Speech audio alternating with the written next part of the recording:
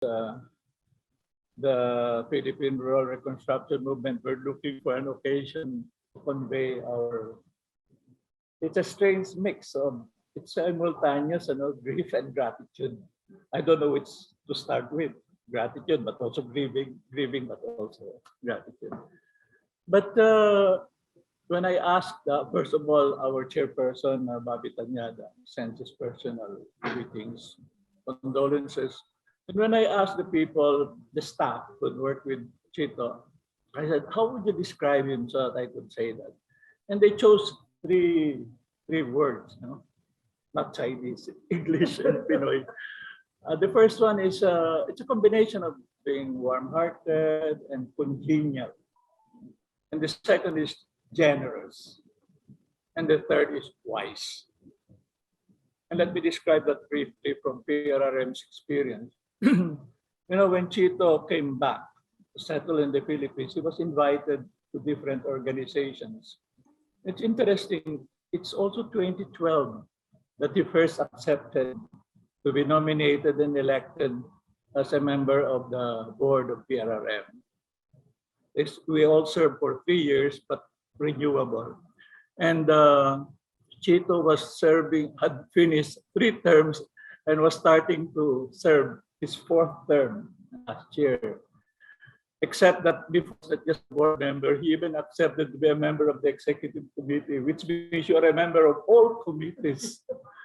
And that's really what we mean by generous with his time. My gosh, even when he was an ambassador, he would make time for all these meetings. Except this last term, he said, could I beg from executive committee and just be a board member? But the generosity initially was highlighted by the challenge when we had the earthquake in a PRRM area in North Cotabato, and he mobilized some personal resources to give to that. But that's secondary.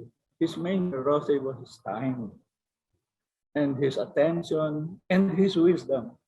You see, when we asked him, why did you act PRRM together with, I think, Philippine-China Studies, the Teach for the Philippines?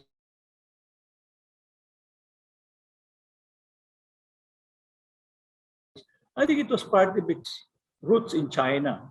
Before the victory of the Chinese Revolution in 49, it started earlier as a reform movement. No? In fact, Mao Zedong even attended some of the the rural reconstruction education activities in China, but then afterward decided that's too slow and do something more drastic and more radical. And of course, James Yen was one of the founders, had to leave China after 49. But interesting about the cycle, 85 and soon after, he was invited to China and honored as one of the Chinese leaders who sought with different methods the same shared goal, which I think also was Chito's goal, the sense of nation, building a nation that we can be proud of, but also within the nation, caring for the poorer population, especially the rural population. And I think those are the key issues that Chito brought, his perspective, his wisdom to our discussions. Our favorite method was not meetings or even seminars. We call them conversations. But whatever the conversations topic formally, there was always a section, Chito Sta Romama, updates from China. And interesting, and he liked those updates because he says, it's not public, so there's no media, and don't talk about it, it's just among us. But he really gave us interesting insights into China. The first is the sense, again, of nation. He says, you must understand that not just the leadership of China, not just the Communist Party, not just the government, but even people have a sense of this century of humiliation, the sense of this big nation being ganged upon or being broken up. It's just, that's a very strong. And I think in Chito's case, was transferring this to us, saying, when do we get our act together also and have a sense of the Philippines, not just as a nation that is respected, but who cares for its people? And what kind of government can we have?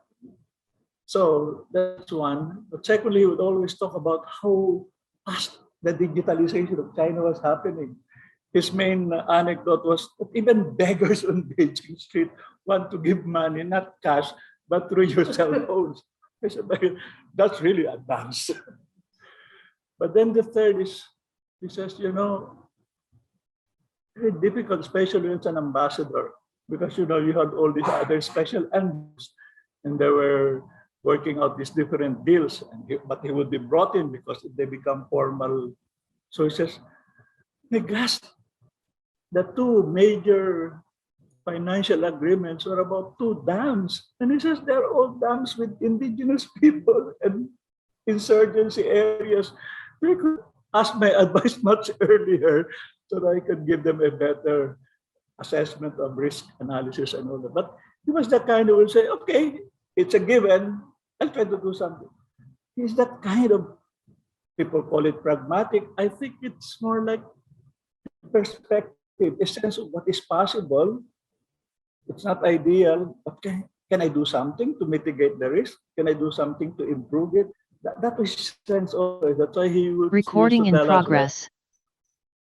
And when the diplomatic relationship is at the impasse, and they say, no, we'll not give here, we'll not give up. But he always says, we'll negotiate something else. And he will say, please check with our people, with the communities.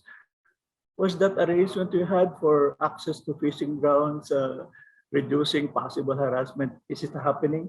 Because he says, that's the goal I set to myself, and I know that's the parameters of Philippine policy that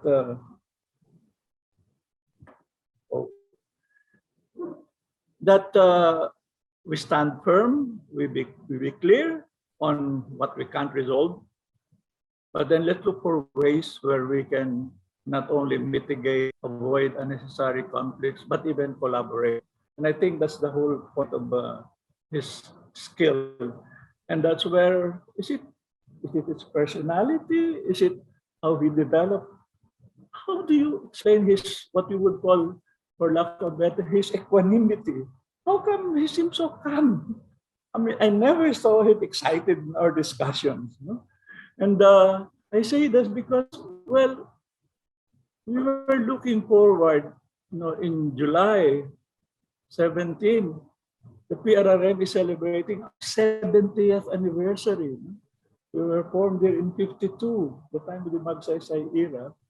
And he was going to be one of the main speakers on understanding rural development in China, especially since they have shifted to emphasizing rural revitalization, to close the gap between the urban industrial coastal areas and the inland, and also to go beyond the elimination of absolute poverty to reducing relative poverty and the gap between the rich and the poor and the rural and the urban.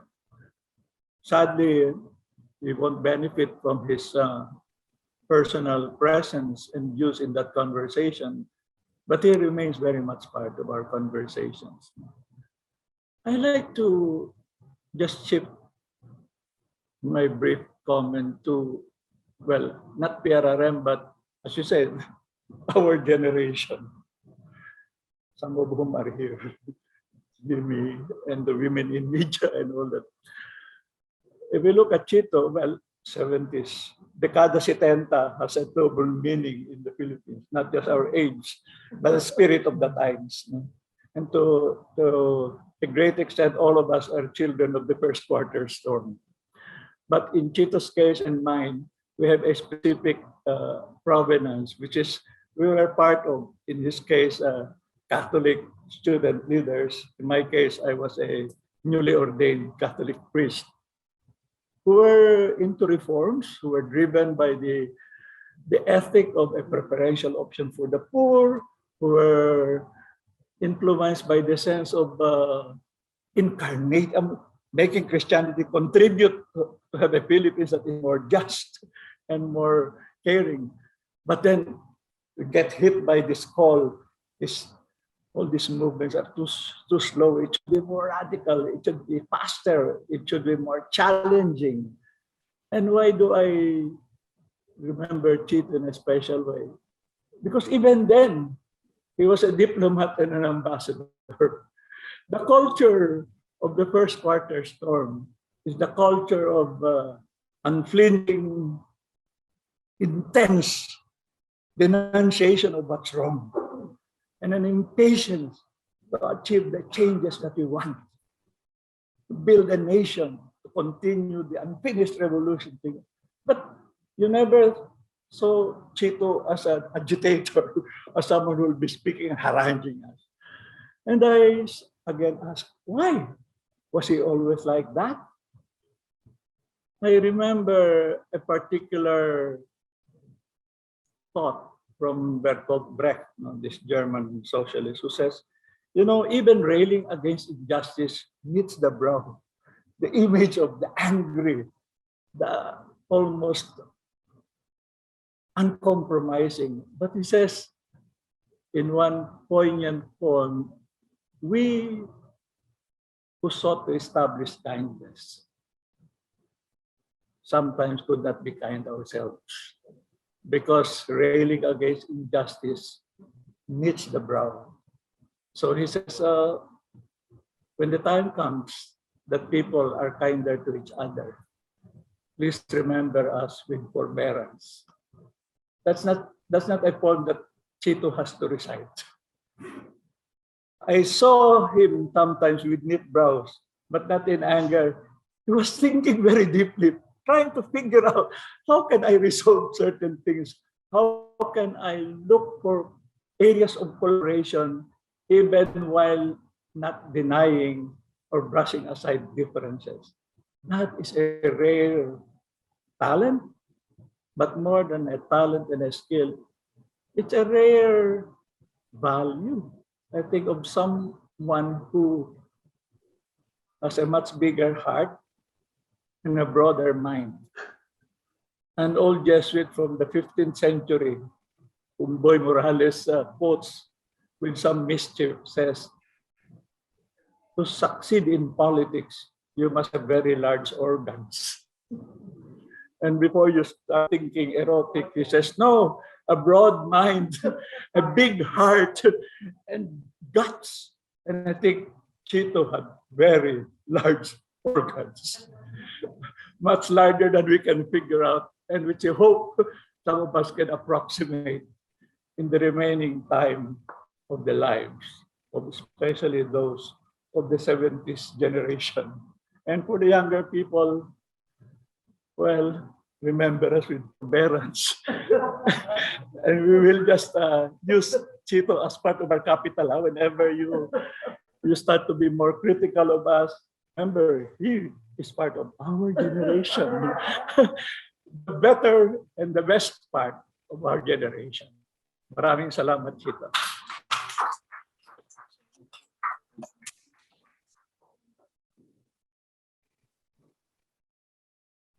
Thank you, Comrade Chito.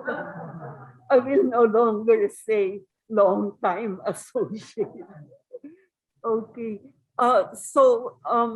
Although our grief is very deep, our consolation comes from people who tell us, who reassure us each time, especially today, this morning at DFA, that Chito's life was not in vain.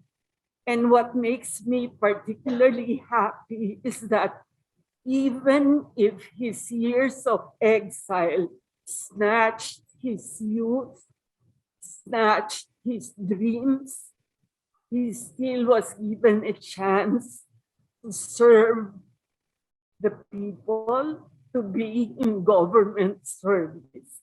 Many of us have said that because of martial law, we lost so many possible leaders, so many possible young minds who could serve our country. And I guess in our family, we felt bad for Chito because during the exile, he would have wanted to contribute to the country. So I'm happy that he was given the chance. Thank you all. So tomorrow we will have the